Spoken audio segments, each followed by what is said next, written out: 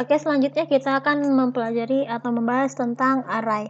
Nah, minggu belakang kita sudah mempelajari tentang perulangan, di mana pada perulangan tersebut ada perulangan for each untuk melakukan perulangan pada array. Nah, sekarang kita bahas untuk arraynya sendiri. Nah, untuk pengertian array sendiri, array merupakan suatu tipe data yang terstruktur dan dapat digunakan untuk menyimpan data yang memiliki tipe data yang sama. Array berfungsi untuk mengidentifikasi variabel yang memiliki jumlah data yang lebih dari satu, tapi memiliki nama variabel yang sama. Bagian array yang menyusun array disebut dengan elemen array, yang masing-masing elemen dapat diakses melalui indeks array. Sedangkan indeks array tersebut dapat berupa bilangan integer atau string. Nah, indeks array dimulai dari 0. Nah, kalau misalnya kita mulai bilangan dari 1, nah, untuk di array ini dimulai dari 0. Di sini kita lihat untuk pendeklarasiannya. Yang pertama kita harus mendeklarasikan dulu nama variabel array yang akan kita buat, kemudian diberi sama dengan array. Nah, nanti kalau untuk array asosiatif, kita nanti bisa menggunakan di dalam tanda kurung ini array-arraynya. Nah, dalam array ini kita menggunakan key dan value atau kunci dan nilai, di mana komponen array terdiri dari pasangan kunci dan nilai. Nah, di sini kita lihat untuk pasangannya. Dan key adalah penunjuk posisi di mana value disimpan. Tanda panah untuk memberikan nilai kepada key. Kemudian pengaksesan nilai dari array dapat dilakukan dengan menggunakan kombinasi nama variabel dan nilai key dengan penulisan nama variabel berikut. Nah, seperti ini nama variabel, kemudian key-nya di dalam kurung siku, atau ini dapat disebutkan array. Kalau ini tadi kan kita menggunakan sama dengan array, nah di sini langsung di dalam kurung siku. Nah, untuk jenis array sendiri ada dua jenis. Yang pertama ada array berindeks. Nah, di sini kita lihat ini untuk array berindeks adalah array yang diindeks menggunakan angka atau nomor maupun karakter yang sifatnya berurutan. Ada dua cara membuat array berindeks, yaitu indeks yang diberikan secara otomatis, selalu dimulai dari indeks ke 0. Contohnya seperti ini. Di sini kita membuat variabel mobil sama dengan array. Nah, isi array dari variabel mobil ini adalah Volvo, BMW, dan Toyota. Nah, untuk penulisan array sendiri harus diikuti dengan tanda kutip. Kemudian kita juga mendefinisikan array bisa juga menggunakan kurung siku atau diberi indeks secara manual. Di sini kita, kalau tadi di sini langsung dalam satu baris, dan ini berarti di dalam satu baris ini dia langsung otomatis nih 0, 1, dan 2. Tapi untuk manual kita membuat satu persatu. Untuk variabel mobil indeks array ke 0 sama dengan Volvo. Kemudian mobil indeks array ke 1 BMW, indeks kedua Toyota. Kemudian yang kedua ada array asosiatif. Nah, array asosiatif ini adalah data array yang menggunakan kata kunci atau indeks yang kita tentukan sendiri. Ada dua cara membuat array asosiatif, contohnya di sini. Nah, kalau tadi berindeks, sekarang kita membuat asosiatif, yaitu yang bisa kita tentukan sendiri kuncinya dan isinya. Kalau tadi kan ini kan otomatis ya. Nah, sedangkan ini untuk umur, kita membuat variabel umur sama dengan array. Nah, kemudian kita tentukan nilai arraynya, indeks arraynya Mang George, kemudian ini key, kemudian ini value-nya, kemudian value-nya 29, kemudian Jenny, dan value-nya 28, Romeo value-nya 33. Nah, atau kita juga bisa membuat satu persatu seperti yang ini tadi, satu persatu. Umur Mang George sama dengan 29 gitu ya. Ini berarti kita menentukan nilainya sendiri. Nah, untuk fungsi-fungsi array itu ada banyak fungsi array. Di sini saya akan memberikan contoh beberapa fungsi array yang biasa digunakan. Yang pertama ada array merge. Nah, array merge ini berfungsi untuk menggabungkan data array dengan beberapa array sekaligus. Nah, di sini kita lihat untuk di programnya. Di sini kita membuat array 1 di mana isi arraynya ada subject, physics, kemudian chemistry, biology. Nah, untuk array kedua ada kelas 11, kelas 12, dan section A. Kemudian kita buat lagi variabel result atau yang akan kita print nanti. Result array merge untuk array 1 dan array 2. Berarti ini maksudnya adalah kita menggabungkan array 1 dan array 2. Kemudian kita lakukan print result. Nah, variabel resultnya yang kita print ya. Nah, di sini ada flow-nya, kita lihat di sini simulasinya. Dimana untuk ini untuk array 1 dan ini untuk array kedua. Kemudian kita berikan fungsi array merge. Nah, nanti hasil arraynya akan seperti ini. Karena keduanya sudah digabungkan. Jadi subject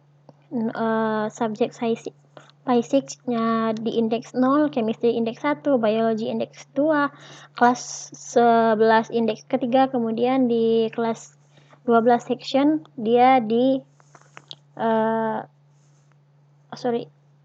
ini indeks ketiga. Kemudian kita lihat di browsernya hasilnya.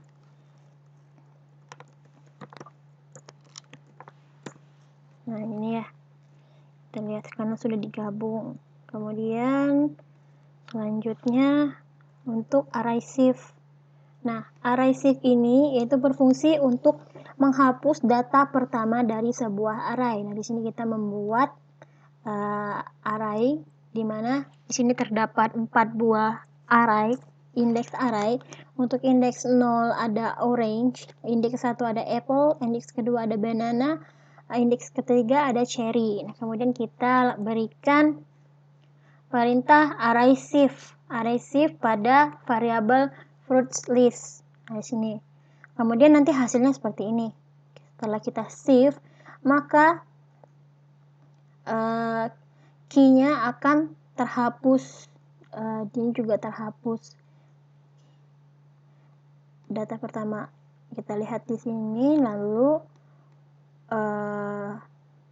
print fruit list, maka yang nanti yang di print adalah dari indeks 1. Nanti dari indeks ini dia akan naik menjadi 0, 1, 2. Tapi yang orange-nya dihapus. Kita lihat saja contohnya di browser. Hasilnya di browser.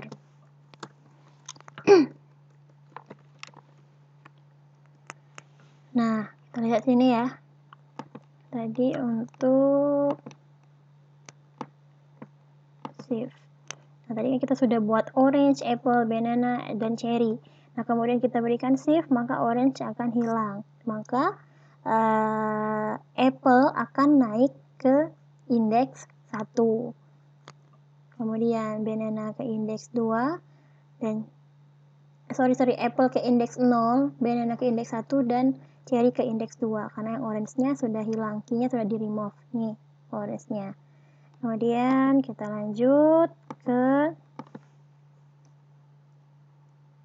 array push. Nah, array push ini berfungsi untuk menambah isi dari sebuah data array yang memungkinkan isi data array bisa disusun dengan susunan yang baru. Nah, kalau push ini berarti kita menambahkan data kepada array yang telah kita buat. Nah, di sini kita lihat kita membuat array 1, isi array 1 ini mathematics dan physics. Kemudian kita tambahkan array push, array 1, berarti ini menambahkan datanya array 1, kemudian ditambah chemistry, lalu biology.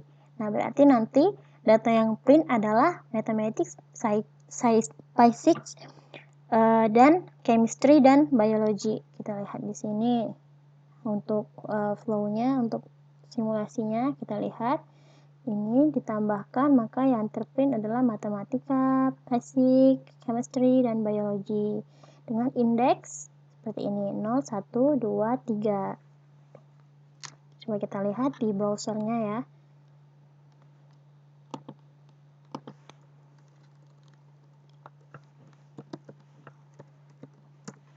Nah, seperti ini. Lihat. Kemudian kita lanjut ke count. Nah, count ini berfungsi untuk menghitung jumlah elemen atau data dari sebuah array. Nah, jadi fungsi count ini adalah menghitung jumlah elemen dari sebuah array. Di sini kita membuat variabel a, di mana variabel a ini berisi pada indeks 0-nya language, indeks 1-nya English, indeks keduanya math, dan indeks ketiganya science. Nah, kemudian result, kita buat lagi variabel result, kemudian kita berikan perintah count variabel a. Nah, maka dia akan menghitung jumlah dari variabel a. Di sini kita lihat, ini count 1, 2, 3, 4, berarti jumlahnya adalah 4. Untuk kalau di program, kita lihat hasilnya untuk di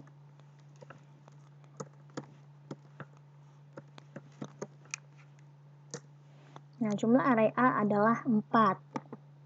Kalau misalkan di sini kita tambahkan satu lagi variabel, nanti dia akan meng-count hasilnya jadi 5. Oke, gitu. Lanjut ya.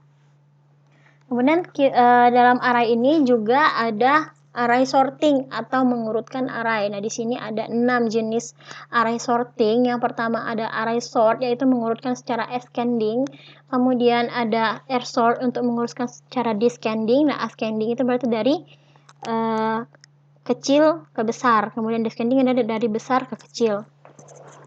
Nah, kemudian untuk K-sort ini yaitu ascending order atau dia mengurutkan dari kecil ke besar menurut key, menurut kuncinya. Kemudian ada assort. Assort itu mengurutkan dari kecil ke besar menurut nilainya. Jadi kalau ini dari key, ini diurutkan berdasarkan nilai. Kemudian ada KR sort. Nah, KR sort ini mengurutkan array dari besar ke kecil menurut key. Dan untuk R sort mengurutkan dari besar ke kecil berdasarkan nilai. Ini dapat dilihat ya untuk deklarasinya. Kemudian kita langsung ke contohnya saja. Untuk yang pertama ada contoh sorting atau sort pengurutan dari secara ascending atau dari kecil ke besar, di mana di sini kita membuat variabel subject, kemudian array dengan isinya ada language, English, math, and history. Kemudian kita berikan perintah sort, lalu kita masukkan variabel subject. Nah, di sini kita membuat perulangan for each subject as key sama dengan value. Kemudian kita lakukan echo subject atau subject key-nya berarti ini nanti akan membuat indeksnya ya. Kemudian value-nya atau nilainya. Nah, di sini dapat kita lihat berarti nanti yang terprint di program adalah seperti ini. Dimana untuk prosesnya kita lihat LEMH ini nanti akan diurutkan dari yang kecil ke besar. Nah, berarti dari E, H, L, dan M. Nah, dimana untuk key-nya 0, 1, 2, 3. Nah, ini hasilnya seperti ini. Sama saja untuk di programnya juga sama. Untuk hasil di browser. Nah, seperti ini ya, sama seperti yang digambar. Kemudian lanjut ke R sort. Nah, kalau tadi kita mengurutkan secara ascending, kemudian di sini kita mengurutkan secara descending atau dari besar ke kecil. Nah, di sini kita membuat subject array, isinya language dan English and math and history sama seperti tadi. Kalau tadi kita gunakan sort, nah di sini kita gunakan R sort. Maka yang akan tercetak adalah dari M dulu, karena M yang paling besar, kemudian disusul oleh L, H, dan E. Yang dari besar ke kecil dengan indeksnya 0, 1, 2, 3. Kemudian selanjutnya ada KR sort. Nah, KR sort ini tadi dia mengurutkan dari besar ke kecil berdasarkan key-nya atau kuncinya. dapat dilihat di sini, kita lihat I-nya X, Y, Z. Nah, kita lihat nanti setelah dimasukkan fungsi KR sort, dia akan menjadi Z, Y, X karena dari besar ke kecil. Itu ya. Lihat dari key-nya. Kemudian selanjutnya silakan, oh ya, ini saya akan menjelaskan dulu sekilas. Untuk nanti silakan diketik lalu dikirimkan ke screenshot-nya ke grup WhatsApp. Di sini saya akan menjelaskan untuk kegiatan praktikumnya. Pertama, kita membuat variabel array 1 di mana isinya ada Arman, Bayu, dan Ferry. Lalu kita lakukan percetakan. Array awal adalah, maka nanti ini akan mencetak array awal dulu ya. Kemudian for I sama dengan 0, I count array 1. Ya, menghitung array 1. Kemudian echo data ke I. Data ke I dan mulai dari 0, berarti dia indeksnya 0. Array I.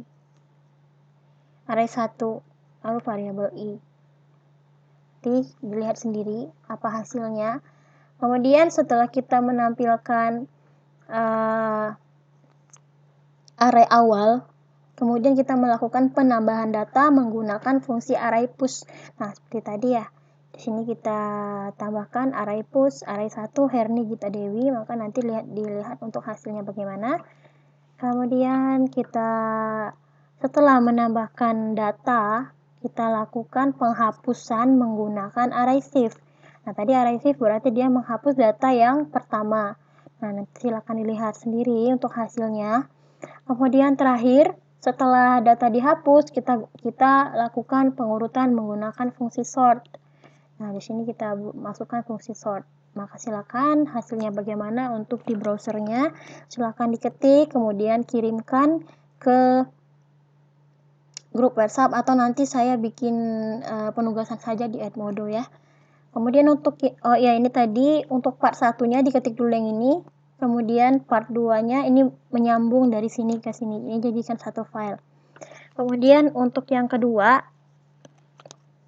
nah di sini kedua kita membuat variabel pegawai, kemudian isinya Lina, Arni, Jona, Punjabi, Yahya, dan Marlin. Nah, sebelum diurutkan, kita lihat untuk pegawai. Nah, kemudian kita lakukan sorting pegawai dan kita cetak lagi untuk yang setelah diurutkan. Nanti silakan diberikan penjelasan mengapa hasilnya seperti itu. Silakan diketik di browsernya masing-masing, kemudian di screenshot dan dikirimkan hasilnya. Deadline-nya adalah sampai perkuliahan hari ini selesai. Nanti akan saya buatkan di Edmodo saja. Oke, sekian materi dari saya hari ini. Silakan dikerjakan latihannya. Assalamualaikum warahmatullahi wabarakatuh.